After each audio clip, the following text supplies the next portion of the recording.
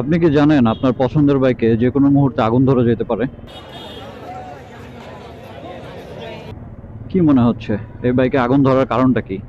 এটার জন্য কি বাইকের বিল কোয়ালিটি দায়ী, নাকি এই বাইকটা যার সে দায়ী, নাকি কেউ ইচ্ছা করে আগুনটা ধরায় দিছে?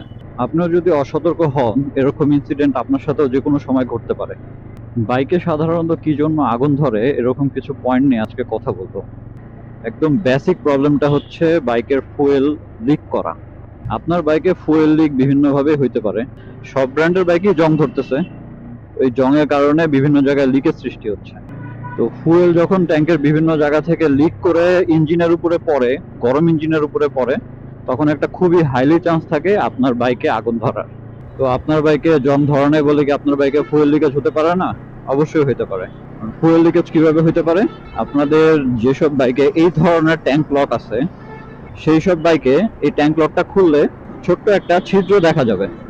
এই ছিদ্রটা দেওয়া হয়েছে এই কারণে, যদি কোনো সময় উপর থেকে পানি টানি পড়ে, সেটা হচ্ছে ওয়াশ করার পানি হইতে পারে, বৃষ্টির সময়কার পানিও হইতে পারে। আবার অনেক সময় দেখা গেছে ফুয়েল যখন ওভারলোড করি আমরা, ওভারলোড করলে কিছুটা তেল উপর দিয়ে উপচে পড়ে যায়, সেই তেলটা এই ছিদ্র দিয়ে যেন নিচে পড়ে যায়।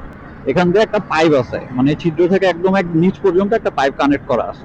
তো অনেকদিন বাইক চালানোর ফলে আপনার এই ট্যাঙ্কের যে গোড়াটা আছে এখান থেকে ওই পাইপটা ডিসকানেক্ট হয়ে যেতে পারে।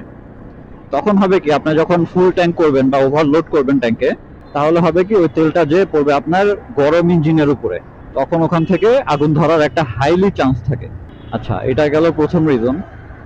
দ্বিতীয় রিজন হয় হচ্ছে আমরা অনেক সময় আফটার মার্কেট অনেক জিনিস লাগাই, চিপ কোয়ালিটির জিনিস অনেক সময় লাগাই ফেলি বাজেট না থাকার কারণে, বা দেখা গেছে ওইরকম প্রয়োজন না, হুটহাট অল্প কিছুদিন ইউজ করবে এই জন্য লাগাচ্ছি, যেমন ফগ লাইট লাগাই বা আফটার মার্কেট হর্ন লাগাই, বা এই যে অনেকে এখানে ফোন চার্জার আছে।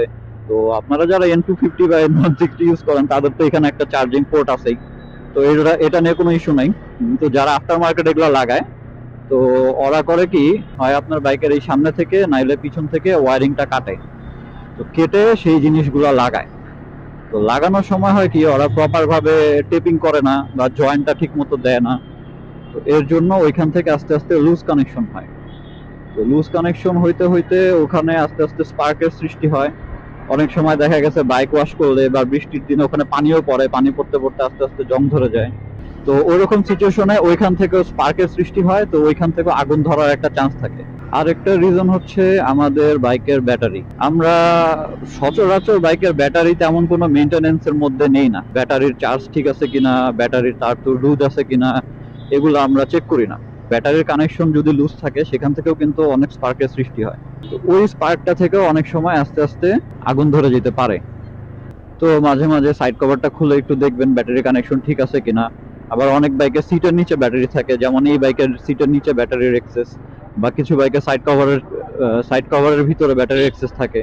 তো আপনার বাইকের কোথায় ব্যাটারি আছে আপনি তো জানেনই, আপনি একটু নিজে থেকে খুলে দেখতে পারেন যে সব কানেকশন ঠিক আছে কিনা। তো আরেকটা রিজন হচ্ছে আমরা অনেকেই বাইকের মেনটেনেন্স একটু কম করি, বা বাইক খুব মানে বাইক চলতেছে, চলতে থাকুক, আমরা ওইভাবে খেয়াল করি না বাইকের আসলে সার্ভিস চাচ্ছে কিনা, বা বাইকের কোনো কিছুতে সমস্যা হলো কিনা। তো আপনার সব বাইকেই ইঞ্জিন অয়েল লেভেলটা চেক করা যায়। দেখার বিষয় হচ্ছে আপনার বাইকে প্রপার কোয়ান্টিটির ইঞ্জিন অয়েল আছে কিনা, এটা একটু চেক করে দেখতে হবে। তো ইঞ্জিন অয়েলের কাজটা কি, আপনার ওই ইঞ্জিনের ভিতরে ফ্রিকশনটা কমানো, তো ওভারহিটিং থেকে ইঞ্জিনটাকে মানে সেভ করা। তো আপনার বাইকে ইঞ্জিন অয়েল যদি কম থাকে বা একদমই না থাকে, তাহলে তো আপনার বাইক ওভারহিট হবেই, আর ওভারহিট হইলে ওখান থেকে একটা আগুন ধরার খুবই হাইলি চান্স থাকে। আর আরেকটা যেটা আমার কাছে মনে হয়, আমরা যখন লং ট্যুর করি বাইকে, লং ট্যুর করলে একটানা অনেকক্ষণ যখন বাইক চালানো হয়, কিছু কিছু বাইক আছে যেগুলা মানে লিকুইড কুলও নাই, অয়েল কুলও নাই, এয়ার কুল ইঞ্জিন। তো এয়ার কুল ইঞ্জিনটা বেশি হিট হয় আর কি, বেশি হিট প্রডিউস করে। তো এয়ার কুল ইঞ্জিন গুলা একটু রেস্ট দিয়ে দিয়ে রাইড করা ভালো। কত 70-80 কিলোমিটার পর পর একটু দাঁড়াইলেন কোথাও, একটু চা টা খাইলেন, আপনারও একটা রিফ্রেশমেন্ট হইলো, আপনার বাইকেরও একটু রেস্ট হইলো, বাইকটা একটু ঠান্ডা হইলো। তো এরকম ক্ষেত্রে দেখা গেছে হিটটা কম হয়, যে আপনার বাইকে ওভারহিটের কারণে আগুন ধরে যেতে পারে। তো এরকম আপনার বাইকেও যদি এরকম কোনো ব্যাপার থাকে, আপনারা খুব তাড়াতাড়ি এটা সলভ করার চেষ্টা করবেন, নাহলে ওখান থেকে একটা অ্যাক্সিডেন্ট হয়ে যেতে পারে, আল্লাহ না করুক। আমাদের কাজ সতর্ক থাকা, বাকিটা আল্লাহর ইচ্ছা।